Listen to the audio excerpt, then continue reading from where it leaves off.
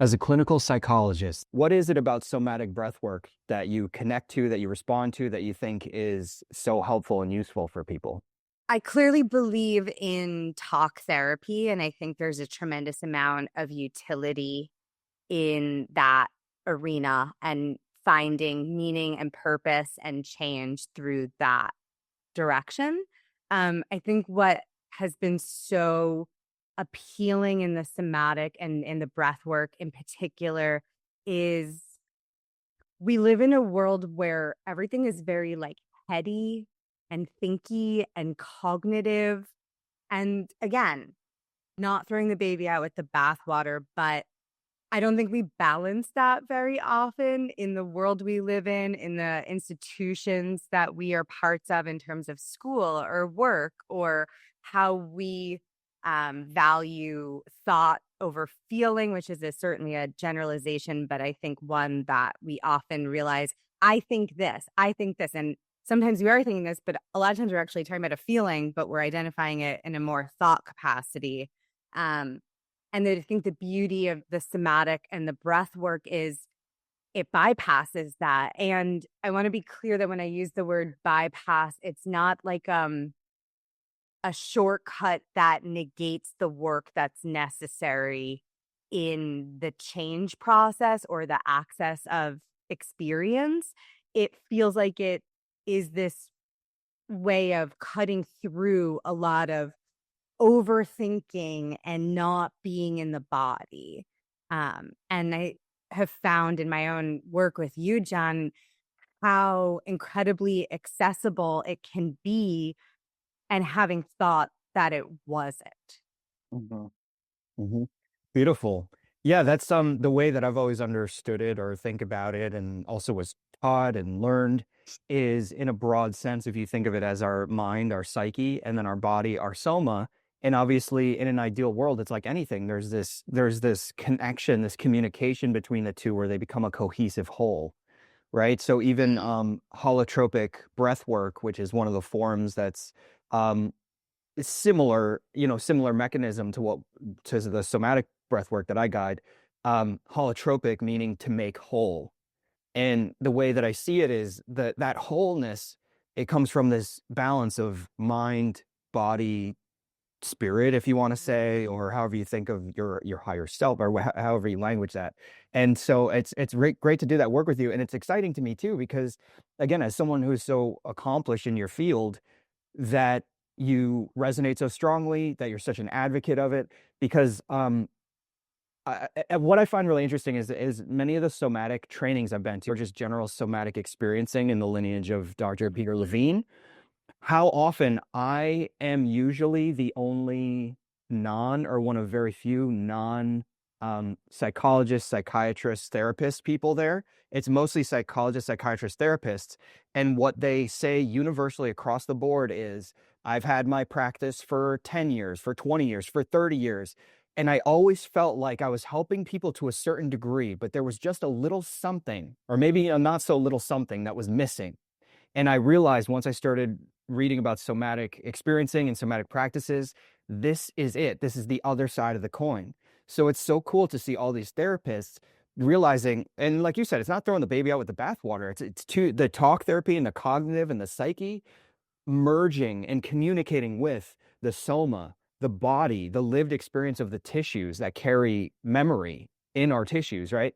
And finding a cohesive whole. So it's been very encouraging to see the therapeutic world of talk therapy like really coming around to this in such a big, substantial way. And you are a massive part of that movement. So I'm very grateful for you. I appreciate everything you just said, and the wholeness piece feels really resonant with the work I can speak to on a personal level, and then the little tidbits that I have brought into my own work. And when I stop asking people how they're thinking and I continue to ask people how they're feeling, but then I direct them like this with kind of using my hands to kind of guide down, my own frame to say, where in your body do you feel that? How do you know you are feeling that? What's the sensation? Is it trying to tell you something? What if we just sit here and listen for a moment? And it's been really beautiful, even in these little snapshot moments, what's come up for people. And in some ways, how surprising it can be that it is accessible. Cause I think that there's been this misimpression that you have to be like, I don't know, some highly practiced ascetic to be able to tap into those somatic experiences. And like you don't, you just gotta get a little quiet. You just have to Mhm. be a little, slow and deliberate and present. And it doesn't require a doctoral degree or decades of fill in the blank. It's just, I think we don't get quiet a lot. And if we do, Mhm. like what comes up? Right. I think, and I would imagine probably less than ever. But it's always interesting because on the one end, what I see a lot of times with people I work with personally, and I'm sure you experience this, and I'm curious about how it translates in the talk therapy that you do. Um, I can see the difference of people who are, it's like they're darting away from feeling, and they're obviously coming into, in my case, coming into a meditative space and a breathwork space, because they want to be there. And I'm in no way having any realm of judgment on this. It's observation. And I know that people are there because they want to be there. Otherwise, unless like they're, the partner dragged them there or something like that. Right. Anyway, the idea that people come in and there's this sense of like, even just energetically, a sense of distraction, like living in their body. When you are in session with a person that is clearly having a hard time connecting to their felt experience in their body, what do you do as a talk therapist to try to encourage that? I mean, I know you said about the frame and like you even use this visualization of like moving your hands Yeah. down your body, which even to me as you were doing that, I was like, oh, like it brought me into awareness of my own body. So things like that, or what's your approach there? Sometimes I'll model it, like, "Here's what's going on for me right now," and I'll say, I'll do that hand gesture of, like, the hands kind of going down the body and, like, noticing, "Oh, there's some tension in my shoulders. I wonder what that's about," or, like, "There's a tightness in my stomach," or, "I notice my hands are a little bit clenched," and sometimes even that one, I think, vulnerability to the patient, right, to see, like, "I'm a real person, I have all these things too, I am a work in progress." I am trying to figure out what's going on. I think sometimes that's helpful, or even sometimes we don't even have the language to use. We have so many words for all these thinky cognitive things, and we often have a lot less emotional words or somatic words at our access. Mhm. And so sometimes that's even a practice of like, I don't even know how to articulate what I'm feeling because we're now crosstalk. We're trying to make words out of something that's just felt. And Yeah. there isn't always an intuitive understanding of that, or even getting taught that, or even then what? It's squishy. Okay, but you know what? Like, let's work with that. I Yeah. let's come up with our own understanding and language. Or what if we just sit here quietly for a moment and see what arises? And sometimes that's really hard and scary. And that moment, or we'll breathe together, or I'll guide them, or I'll just join them in that practice. So just trying to meet someone wherever they're at. And it could be 30 seconds or 30 minutes that we're in those spaces together, but just trying to even support like dabbling in that. Mhm. Yeah, that makes a lot of sense. I was gonna say, textures and colors. Ooh, yeah, I love And that. it could be so interesting that, kids might be a little more open to being like, "Hey, what if that feeling had a color, what color would it be?" And it's like Totally. orange, green, like whatever. And Yeah. then it's interesting when people's spontaneous reactions correlate with chakras. So that's an interesting one. That's come up, before, but then you mentioned squishy, right? Like a kid might be more, prone to being like, "What is that feeling? What's the texture or the sensation in your body?" It's just like, "It feels squishy," or "It feels prickly," or "It feels like champagne bubbles," or something like that. Mhm. Not like a kid should know what champagne bubbles are, but you get what I mean? Um, that's one I've certainly felt, champagne bubbles. So what do you find causes, like, if you could sum it up, what do you find causes kids to express with aggression, and how might that translate to why adults or how or when adults experience it? Is there like an undercurrent or a through line? Oh man. Okay. I appreciate this question so much. One of the other things that I don't think our society really tackles is what do we do with aggression? What do we do with anger? I think a lot of times we get taught to just like push it down, sublimate it. I think sports can be a fabulous arena for that, or different forms of theater or expression. And there's a lot of ways that we can kind of naturally find outlets to discharge that. But I don't think that that's usually an emotion that's seen as like, don't do that. Nobody likes that. You're going to get in trouble. That's bad. And it's just a natural part of the human experience. And when we dim that and we put that in kind of a closet, I think a lot of times shame can get attached to anger, aggression, rage, frustration, whatever that is expressed as. And once you pair shame with anything, you have like there's a lot to do with that. Um, and it can make it really hard to do that work. So I think for kids, especially, they're so in their bodies, right? You were just talking about the way that they can have texture and color and that creativity. Like they're so in their bodies. And that's a way that it can express what's going on that they don't always have like the language or the cognitive functioning to process or understand. So it just gets almost like acted out in the physiological form of expression.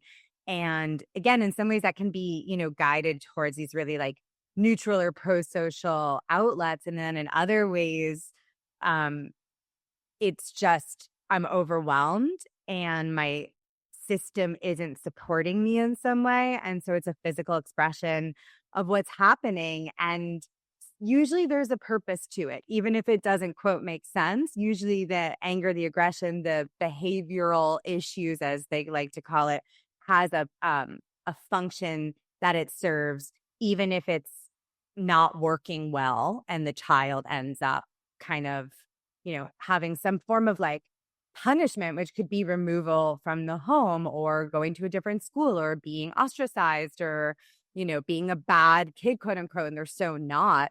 So it's like a really interesting niche, the notion of aggression, the notion of like aggressive children. And was really beautiful work that I got to do, and really hard at times. Yeah. Well, now, okay. So my mind just went in a few different directions, but I'm going to tackle this one first, which is if someone has a kid and like by all appearances, it's like solid parents, good home, but someone has a kid who just keeps acting up out of a frustration or anger and is having outbursts that they can't understand. Again, I'm sure there's infinite different things, so I'm not saying like what's the reason, but if someone has a kid or like knows a kid that just seems to have these angry outbursts, what might be that related to, or like in your experience, things you've seen or came across? Yeah, I mean, usually, and certainly it can vary. A lot of times it's connected to safety or lack thereof. And when we think of the word safety, it doesn't have to be like an emergency or something that warrants like, an intervention or police or something like that. Sometimes we're talking about emotional or psychological unsafe experiences that can then manifest in these really physical ways. And sometimes sometimes I think this is probably a reference to my childhood reading like Nancy Drew novels, but I think of my work sometimes as being a detective and trying to figure out like what is happening here, because I have a sense of, these players, and yet there's all these pieces that don't necessarily feel like they fit together, that I don't understand why this is happening or the function behind it. And it's really usually just like figuring it out because there are reasons. Yes, are there cases where people are like head scratcher, can't figure this out? For sure, but in general, aggression is usually a connection to a sense of feeling unsafe in our bodies, in our families, in our community, in our school, in our understanding of our emotions or thoughts. And When you're a kid, your development isn't linear. And so you can have one part of your development advanced and another part less advanced. And that mismatch sometimes can result in anger, aggressive confusion. And sometimes that's a piece of it. And sometimes it's more nuanced. Parenting is like one of the hardest jobs in the world, and everyone can have the best of intentions, and it still requires support and interventions. Mm.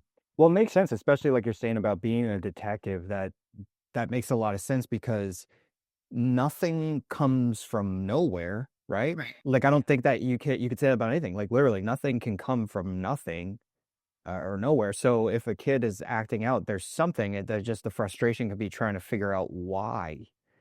And Yeah. even, and also in adults too, adult behavior, like just trying to figure out why. And like you said earlier, chicken or egg, it's like, well, is the environment causing this reaction, or is this behavior influencing the environment, which then becomes just a continual feedback loop?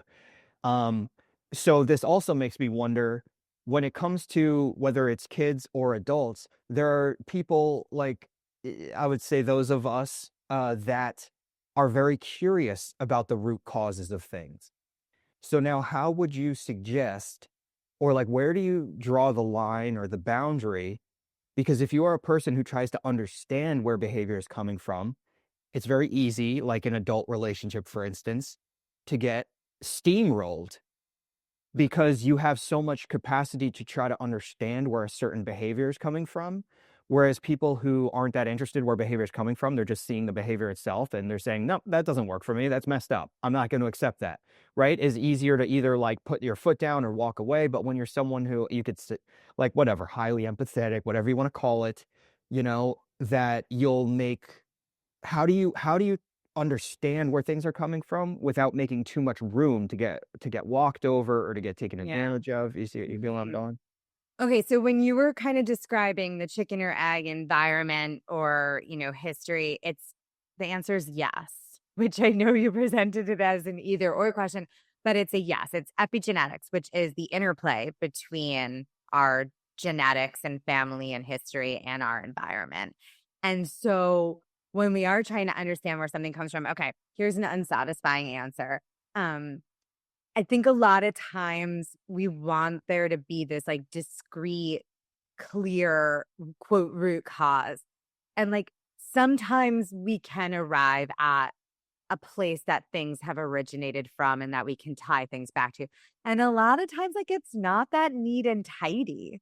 It's like just in our minds, is it like, oh, there's a line here that divides this experience from this experience. And in reality, those separations don't really exist. It's just like our ability to kind of think of them in a linear way that we then try to apply back into the world. And sometimes that works. And a lot of times it's like, why, why is that not working?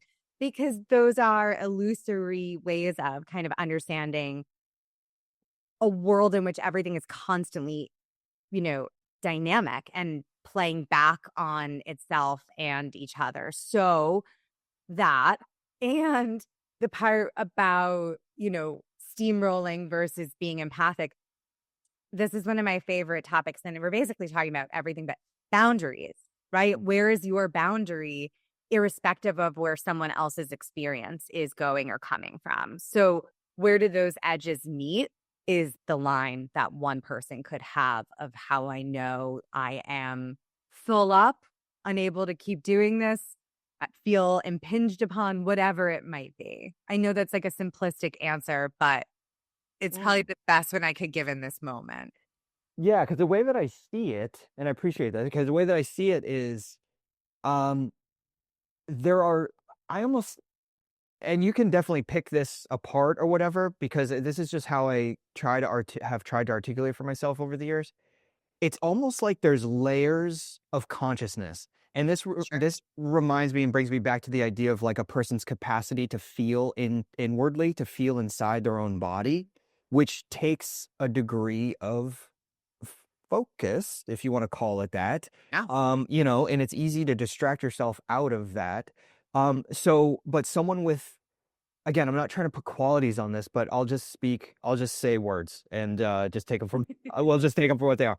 someone with a higher level of consciousness, a higher capacity for consciousness, can do more to take the time to feel inward, even if it's uncomfortable, even if it's unfamiliar feelings. They'll just say, I'm going to stick with this because I know I will be a more well-rounded, more deeply connected person. Even if this is uncomfortable or unfamiliar, I will take the time to notice what I'm feeling inside my body because I know it will make me a better person.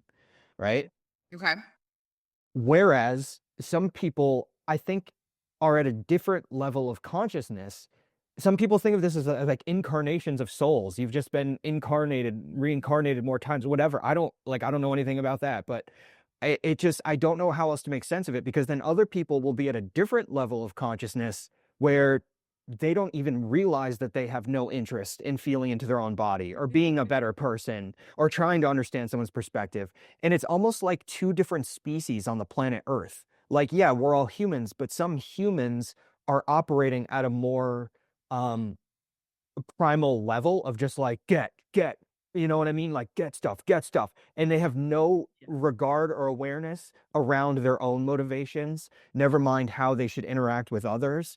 And so I guess that's what I'm getting at, full picture too. Like, if you encounter that, where do you make room for being like, oh, well, this person might have walls or protection up because maybe, they had a rough childhood, or maybe this or maybe that, like the detective work of trying to figure out why someone is the way they are, which is, you have an like built-in degree, or like we both do in the work that we do, because it's someone we're working with. It's not our partner, it's not our family member, right? It's someone that we're working with. So like the session's over, we go on about our day, and like there's still ways of managing boundaries in that environment, you know what I mean? But ultimately it's not someone who's like living in our house with us that we have to Yeah. deal with day to day, or that we have to, spend excessive amounts of time around and just have to make it work in a certain context.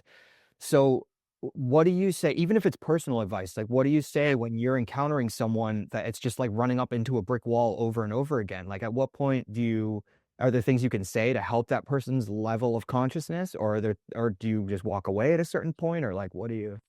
Oh, what a Yeah. question, John. Yeah. Get in. Yeah.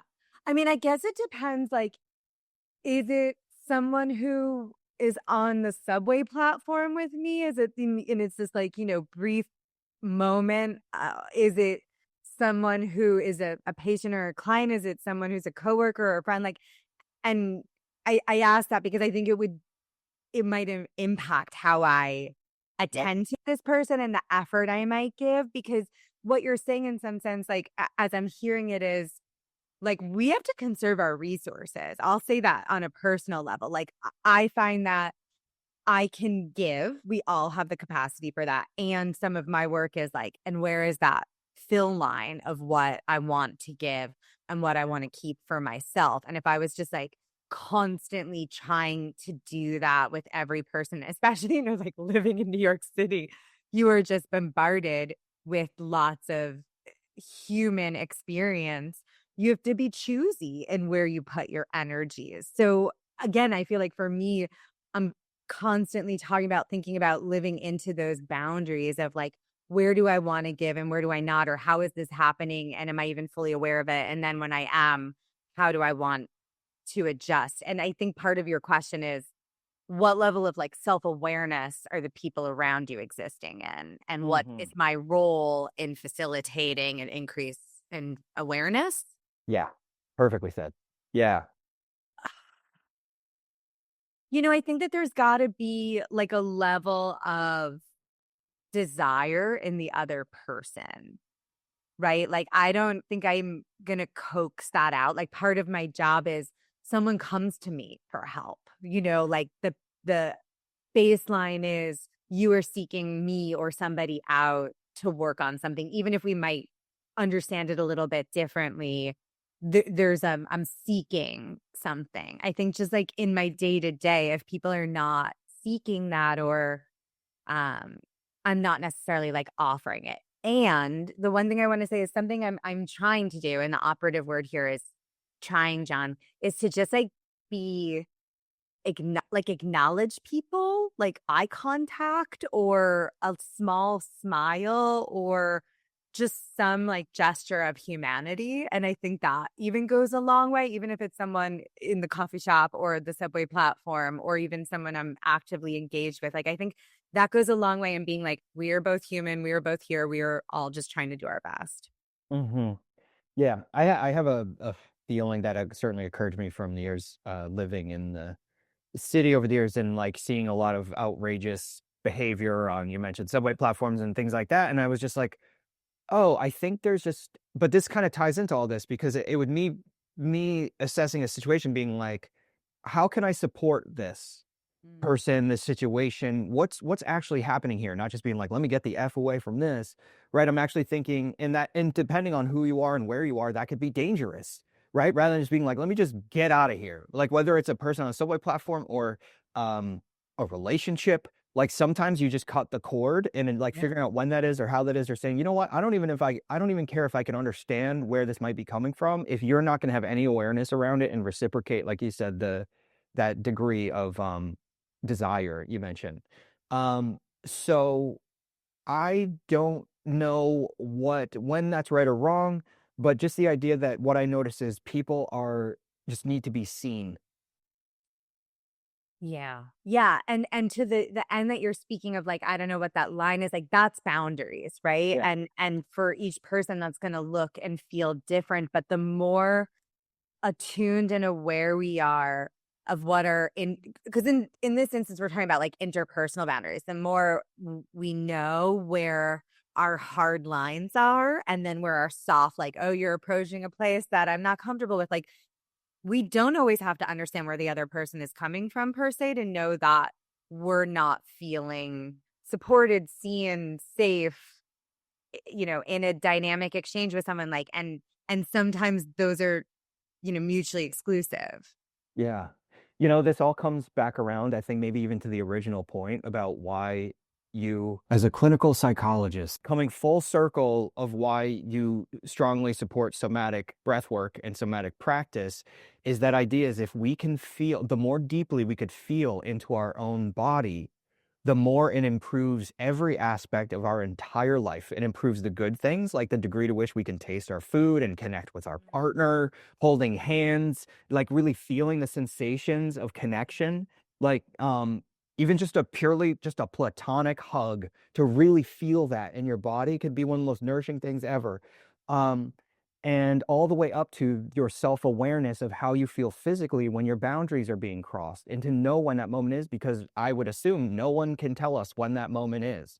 No one can tell us that's too much, that's too far, this person has no respect for you. Whether they realize it or not, has gotten past the point of being relevant. There's clearly no respect happening here, but only you know in your body. And the only way you would know in your body is if you're attuned to your body, Yeah. right? Like to me, there's no, I guess that's why I went tunnel vision on it. There's no higher practice than being attuned to your own body and your own feelings. I couldn't agree more. And then, right, that inward practice, I think, resonates outward, right? Because when you're attuned internally, you have, I think, a greater capacity to understand what might be going on for someone else, or more aware of what that is. And just like the world around you. I think it's like, it's a beautiful skill that is just reverberates. And I think one of the things that we're talking about is the more we understand what's going on, the more we can understand what's safe and what's not. And again, I don't use that language in a pejorative way, or that it's like, danger, not danger, like touching a hot stove, more just, where are my boundaries? How do I feel my body? Can I learn to work with my emotions instead of against them, or sublimate them, or whatever it is? And it's just information and experience, and being able to integrate that. And I just want to say, Jen, I think I'm very impressed with your ability to bring that all the way forward and really Yeah. sum that up. That was nice, John. Even without the coffee, I'm still firing You were on all. firing on all cylinders. Yeah. Um, so here's a very specific question Yeah. around self-worth. Mhm. Because sometimes I think this has to do with boundaries, talk about like circle Yeah. connection. If you have lower self-worth, your boundaries are going to be harder to enforce. Whereas some people don't even realize how high or solid their self-worth is. They just know, like, I'm not putting up with that. You know what I mean? They don't even give it a second thought. Yeah. So questions about their self-worth and their self-esteem I feel like I've tried to look into this in like my understanding. And again, whether this is coming from a clinical perspective or just your pure opinion, Yeah. either way, I'm definitely interested in both, or either. So self-worth, self-esteem, are they two different things? Like what would make them different? And are there ways you can develop them, like actual concrete ways you could develop them? Yeah. That's a great question. I think that if you got into the literature, there, there's always room for people to really create a whole universe around a phrase, and then another person writes something else and it's a little different. So I don't Mm, know if there's this like one, siloed definition that will just kind of fully answer this question. I think that the way I'm thinking about it is like a Venn diagram, and that there's probably like a lot of overlap in the way we would conceptualize self-worth and self-esteem. And then there are probably like some qualities that might be slightly separate. But to me, I think for the purpose of this conversation, um, in some ways, and I don't know if I can fully back this up, Jon, I feel like self-esteem is a little more internal and self-worth might be a little more external. Um, but I don't know if you were like, tell me why. I don't know if I can totally answer that question. Um, Sometimes I think we're talking about semantics a lot of times. mhm. And sometimes I'm like, no, there's a meaningful difference here. I'm not exactly sure where that begins and ends and what you're asking, but I think it's a good question. In terms of uh what to do with that and efforts to increase that. I mean, I think we're really kind of talking about that in different ways, which is, can you know yourself?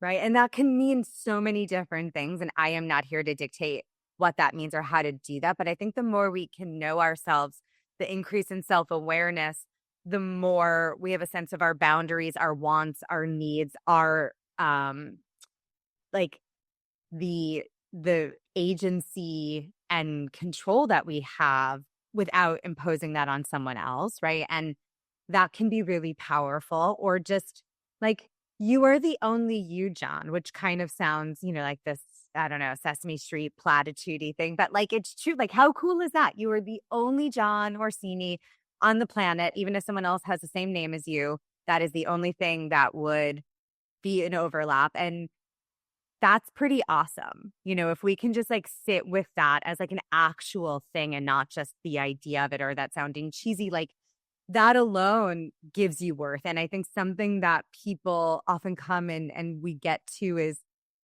you don't have to earn worth. Like, you are inherently worthy.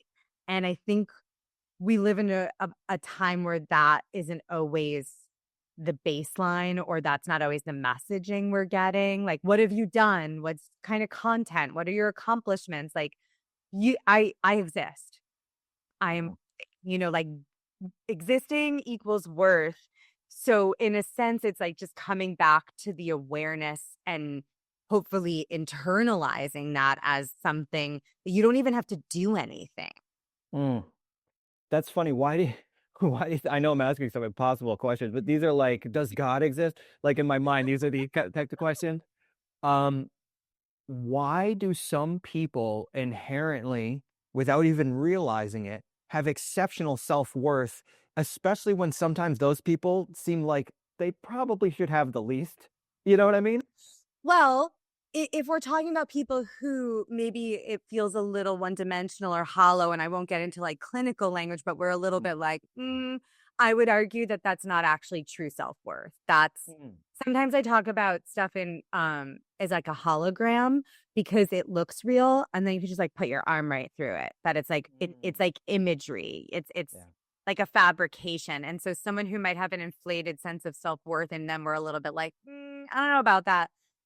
That's probably not like core gut grounded, anchored, attuned self-worth. Like, you can Mhm. see that. Like, people can know that and feel that when there's this like quiet, comfortable knowing. But the moment our self-worth starts to get on other people, that's probably not real self-worth or self-esteem. Sure. Yeah, yeah, the hologram thing makes sense when you're like asserting it rather than it just being. Yeah. Yeah. Mhm. You don't have to like, not everyone has to know or see, it's just like Yeah. something that you have, and we all have it if we can access it. I mean, so okay, so we could tie it all together with this kind of stuff. Like, the Dalai Lama has something. If you want to be miserable, think of yourself. If you want to feel good, think of others. Mm. Swami Kripalu has a similar thing about, like living out your dharma in service of other people. Being in service of others makes you happy.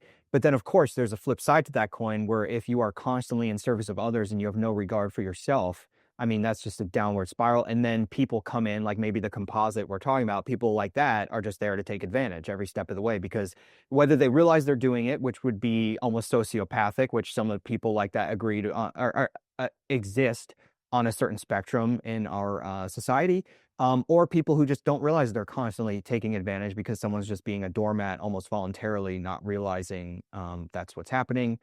Um, I find all that interesting, but just to say that I think at its core, the good version is that we are definitely interdependent as a species. And if Mhm. you're contributing to the tribe, you feel good. If you're not contributing to the tribe, you feel like crap. It's just interesting what makes some people, again, whether it's self-worth or self-esteem, what makes people, some people are just confident in their skin and some people aren't. And I can use I statements here. Um, about just how that can be contextual sometimes. Like there's certain environments that I'm personally in where it's like that's why I wonder about these differences between worth, esteem, confidence, because like in some cases, I feel like I'll let myself get steamrolled in ways that I get very frustrated with myself about because I wouldn't even blame the other person or whatever the case may be, right? But then in other cases, I'm like, I can step up to the plate and just be like, I could nail this thing. You know what I mean? So it's weird. They almost seem like they're in conflict with each other. Wait, how is this person the same person as this person? Like in some places confidence is through the roof, and other places it feels like a shell that you could just get steamrolled. And it's that these are the layers, right? I wonder about this stuff very much. That I mean, but that's I think the crux of the humanity of it, right? Versus in our mind, it's like this clean idea of like you got it or you don't. In reality, it's like Mm, in this setting, I can kill it. In this setting, I'm like back against the wall, being like, yes, sure, no matter whatever, right? Like yeah. it's messy, and that's where the work is, right? Like where you notice, oh, this is an area of what we'll call growth, where I struggle to assert my wants and needs, and I'm feeling Mm, steamrolled. What's happening here and why, and how, if I want to, how do I start to kind of like make inroads towards equalizing that or like acknowledging what my needs are? And again, we're talking about like boundaries here. mm. Yeah. So do you have I guess we can tie it all there's one other or two other things I wanted to talk about. Yeah. But can you tie like if someone's struggling with boundaries, and again, that's broad, maybe there'll be a composite of a certain type of client or something in your mind. But when someone's consistently struggling with boundaries in certain aspects of their life, what do you usually guide them towards or ask questions about or Yeah, so it's interesting because, like, sometimes, people are aware of what boundaries are, and then we get into kind of like the psychological underpinnings, and it's like, whoa, this is really big. So a lot of times it's even, let's talk about what boundaries even are, because a lot of times people don't even have like a full, understandably so, a full appreciation of what that means and how impactful it is in whatever area they're bringing in as like an area of concern or a need for growth or change. Um, and so that alone is really seismic to be able to have a really, dynamic, engaged, supportive conversation that often spans many sessions of like, because then I'll be like, boundary, that's a boundary. Like later when we like have the lingo and they'll bring something in, I'll be like, this is totally consistent with what we're doing. Now we're just in different layers and expressions. Sometimes the boundaries with ourselves, sometimes it's a person, sometimes it's with a system, but like almost everything in some way is connected to a boundary. And oftentimes we don't know what our boundaries are until they're getting impinged upon. And, Mhm. just because we don't sit down and go, here's all of my boundaries for everything that's ever happened or could happen. And so we learn through experience. And a lot of times it's happening in real time. Um, I think being aware of our feelings really helps us know what our boundaries are because it's information. I'm angry. Usually, anger, not always, but usually anger is connected to some boundary violation Yeah. that we have allowed or that has happened to us. And if we dismiss our anger, we are missing a beautiful opportunity to engage with our boundaries and reset them and be able to clearly express them to ourselves and others. Or I'm really sad. like, oh, I wish I had more support, but I didn't get that or I don't have that. Okay, well, then that's information that maybe that's an area we want to work on is how do you find more people who are attuned to you and that you are connected to. Um, so I think it's like getting into what are boundaries? How do we know what they are? Because in some ways they're this ephemeral, thing, but they're very real when we know that they're being pushed or not met. And then how do we systematically, often the beauty is like boundary work is happening all the time. So we don't even have to work that hard to figure it out. We just have to like attend to the fact that that's happening and then be able to bring that in and, work through that and then practice it out in the world. Boundary work is like really exciting and cool and trial and error. And it's a really awesome place where the intersection of all like talk therapy and somatic stuff like kind of exists because you really could benefit from using both to inform the other. Mm. And as you're saying this, which all makes very good sense, I keep thinking of the Dr. Seuss thing, like be who you are and say what you feel, because those who mind don't matter and those who matter don't mind, you I know? love that you quoted Dr. Seuss. Yeah. Yes. Because, if you're, because I think one of the biggest things about boundaries. So first of all, again, coming full circle, this theme's emerging, which is the more you are attuned to your internal life, your interoception, feeling into your body, Mhm. the more you can readily acknowledge and be aware when your boundaries are being crossed, because you could feel it when it's happening versus not being aware that it's happening, but the frustration within you is building or the sadness or the Exactly. pain within you is building. So the more attuned you are to feeling through somatic work or whatever it is that gets you more in tune to your body, the more you can recognize it's happening. And then it's, I would imagine, having the courage to say something, to Yeah. do something, to take an action to enforce that boundary. And then in my mind, I'm perceiving myself or someone in that position, maybe being afraid to use their voice to speak up, even if they can recognize that they need to, being afraid to because they don't want to lose a person or because they're afraid of conflict and they don't want to say something that the other person doesn't want to hear. Absolutely. And talk about a life's work and a journey, because it's like stepping into your power to enforce a boundary. That can be 100%. terrifying. Yeah. So this is really complicated, like you said, life's work, because usually there's a lot of work around that, right? The Mm. conflict avoidance or fear of loss or abandonment or whatever it is. So it really is like I do see my job as oftentimes helping people access their bravery. So exactly what you just said. And I don't think I have like a good script for it. Sometimes it's just this like beautiful thing that evolves in the work with the person and there's this unique experience in language that comes up, but like that is an underpinning of change, right? Can I be brave enough to do something that I don't know what's going to happen next? I am writing this down because I'm gonna continually repeat it back to you in our future conversation. Where access your bravery. I'm gonna apply that in my own way, because like, what a perfect way to articulate what we're trying to do. It's like to stand in your authenticity, to have boundaries, like you name it. It's having that courage, that bravery to access your inherent bravery, by the way. It's not something you have to get from somewhere else. Talk about self-worth. It's just you exist, so you are. Yeah. Like your bravery is within you, so it's just about accessing it. I love how you just said that so much. Wow. That's beautiful. That's beautiful that you do that for your clients too, and that's like would you call that like your, mission statement? Would you define? Oh, wow. I don't think I have one, but it's an interesting inquiry. I see my work a lot as helping people remember the things they forget. Mm, mm, Like, so sometimes I just feel like a facilitator of like, things. I am just here with you along this ride yeah. to help you remember, uncover, or unlearn or relearn.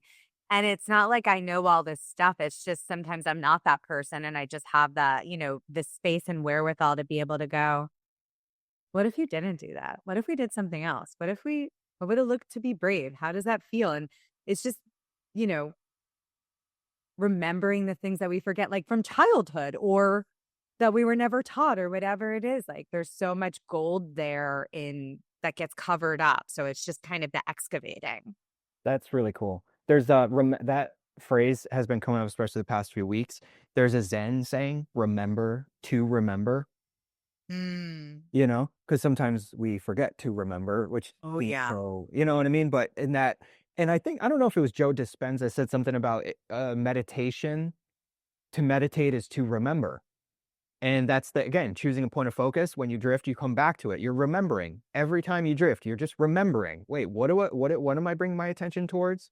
Right. And so that idea of even again, sitting with our physical body, sensations in our body, remembering to come back to the sensations in the body. I think you can interchange that meditation with remember. And I think it's more appealing. It's more I mean, unless people like the idea of meditation, of course, which is great, but remember is such a more direct way to put it, I think, and it Yeah. kind of ties all this stuff together. Yeah. Um, so okay, a few bullet points. One is this circle is way back, but the idea that something I've recognized in my clients very much so, and this is a broad stroke, but it's seems to generally be applicable so far over the years. What I find is oftentimes when women have a lot of anger, it's under a very heavy blanket of sadness. Mm. So it'll almost be disguised as sadness to a degree that the person doesn't even realize they have anger.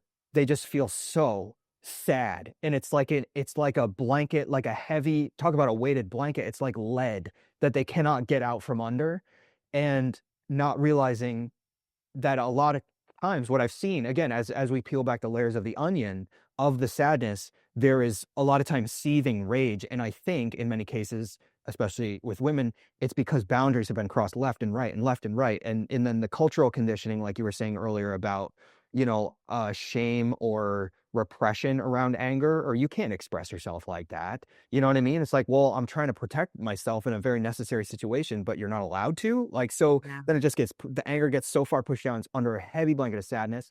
And that with men, I have found in many cases, it's the exact opposite. Yeah. The anger is right at the surface because in some ways with men, it's a little more socially acceptable to express anger in whatever capacity or whatever way, depending on obviously a lot of things. But the anger is more on the surface. And oftentimes the anger is actually covering a deep sadness, you know? I I definitely have seen a lot of that, and there's research to support what you're saying, because in some, just for convenience sake, like this, it gets expressed for women, right? Overarching statement here, but anger is not, we're not socialized, and it is not being a nice girl to get angry, right? But you can get sad. We're okay with you being sad. And the inverse for men. Yeah, it's Mm, macho to get angry, but it is not macho to be sad. That is mm. not an acceptable place to be. So, yeah, so it becomes this like fissured space where women can be sad and depressive and squash their anger so much so that they don't even have access to that underlying emotion. And for men, get pissed off, get mad, be aggressive, whatever that means in some, socialized way. But like you don't get to be sad. That's not a good look. Thank you. That, I mean, it's right when you say it now, when you articulate it so clearly, it's like right on the surface. It's like, duh, that's why we have this issue. And then this ties me to this other point, which is around, so a lot of ways that I see the somatic breath work that I guide, as you know, is that it has a psychedelic component, Mm. right? There's a shift in brain chemistry that happens, and it helps you bypass your conscious mind to tap into the unconscious. And when that happens, when you get into the deeper running currents of the nervous system, when you tap in the unconscious, I find that we are able to bypass our cultural conditioning to get to the core of who we actually are. And it is even those of us that are incredibly working incredibly hard at being more and more self-aware all the time, we can still have layers upon layers of thinking something is who we actually are when it actually still is cultural conditioning. So even when you're self-aware, there are layers thinking these are my values when they're not your values. They're the cultural values. Or thinking I don't have to be macho. I know it's okay to be sad, but there's still cultural conditioning that tells you you're not a man unless you're angry. You are less of a man if you're sad. and you can't admit that, right? So even when you think you're aware around that stuff, the cultural conditioning runs so deep. And the somatic breath work, when you get into that shift in the brain chemistry, helps break down those walls of cultural conditioning to actually get to who you truly are authentically. Yeah, thank you for the work you're doing. Thank you for all the support You. that you're putting into it. And yeah, I had two other things, but we'll have to save that for another time because I know you have clients and a life, and I could talk to you forever, which is why I wanted you to come You on. know. Yeah, anything else you would like to add or like, anything you wanna speak in?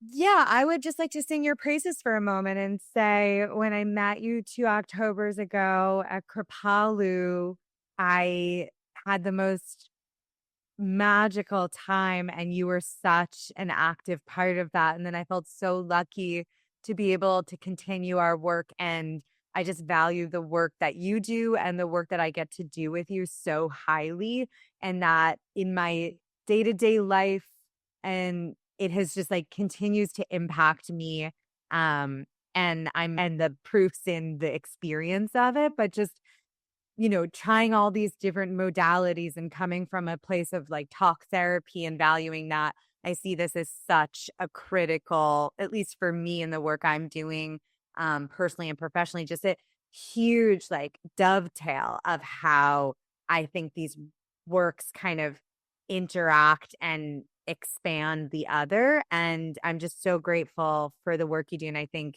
you're incredible at it, and you have such wonderful energy, and I think, I can't wait to just, like, keep exploring the somatic breathwork world with you and seeing what comes up because each time it's like, "Whoa, I didn't know that could happen," or like, "That was cool," or like, "I'm really gonna be thinking about that," or the way it even unfolds. So thank you so much, John. Thank you, and, I wanna ask you one last question, Yeah?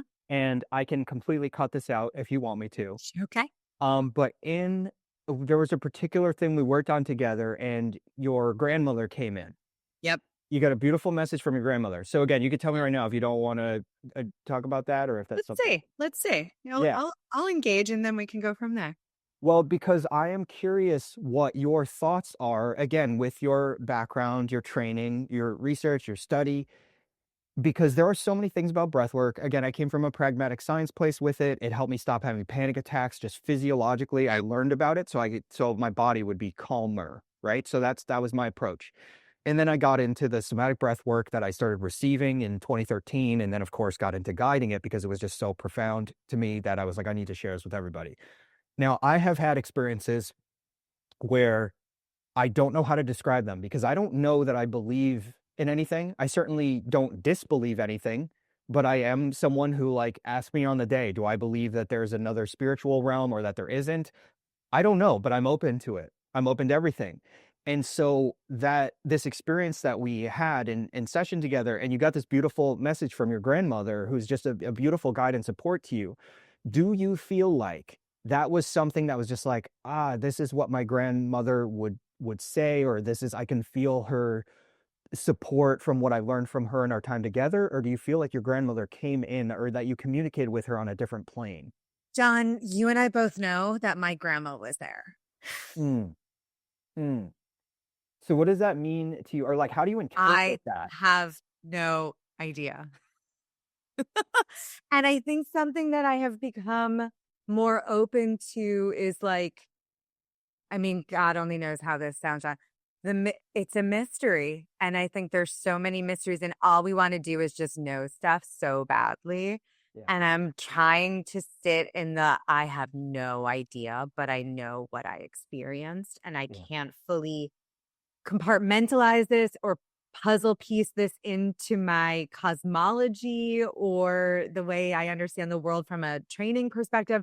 But I know what happened in that moment. And it was as real as sitting here and talking with you right now. And I don't know if I'll ever be able to make sense of it in a, again, cognitive way, but there is a deep knowing part of me that can definitively acknowledge what happened, but I don't know if I can tell you why or how. Mm. I'm thank you for talking that out, because I would like, again, to have a clinic like your background, you're a doctor, and to know that, right? You're not someone who's just like this, not that there'd be anything wrong with this, but someone who's just sort of like wacky and is like, blah, blah, blah, like really out, like you are grounded in um academia and research in your practice, in your psychology practice, right? So it means a lot to me, because I know that I have personally have had those experiences, and I will also actually, I won't, this is a person I've worked with, so I won't say this, but just as a parallel, someone, I won't even gender them, this person that I have worked with, and this person I noticed in a particular session kept reaching up their left hand, kept reaching up their left hand as they were breathing, breathing, kept reaching up their left hand, and at one point they were just holding their hands still. And then afterwards, so I was very aware of this, right? And I also think the left side of the body, that can tell us a lot, right? There are a lot of things as a facilitator that I'm observing as this is happening. And then this person afterwards came out and they said that their father came in and held their hand. Their father had committed suicide 40 years prior, and their father came in, held their hand, and that this person felt a massive wave of forgiveness, because they didn't even realize how much they were angry at their father for leaving this planet in the way that the father did, right? So in a similar sense, also, not for nothing, this person, clinical psychologist, yeah, high level understanding of clinical psychology. And this person said that their father 40 years ago committed suicide, came in, held their hand, and that they had an emotional, again, not cognitive. They didn't have like a visceral, like a literal dialogue, but they had like an emotional communication that was beyond language, that was an exchange of information that left this person with a feeling of forgiveness after 40 years of talk therapy, of research around psychology. And so anyways, just to reinforce that, and it means a lot for me with my pragmatic mind to hear it from you and from people like this other client that someone visited them in a session. I mean, That's so beautiful. And yeah, I think the more I do this work, the less I know. And I am becoming more and more comfortable in the mystery and the uncertainty, in what knowing even means, and trusting in myself that even if I can't prove something, I can own my own experience. yes. And I always like to say, and if the message is good, it's good information. You can, or another person can interpret this any way you want to. When a message helps you move forward with love and an open heart and positivity and healing and transformation in your life, that's that's The work. Yeah, that's the work. JohnOrsini.com for in-person events, Zoom sessions, and more.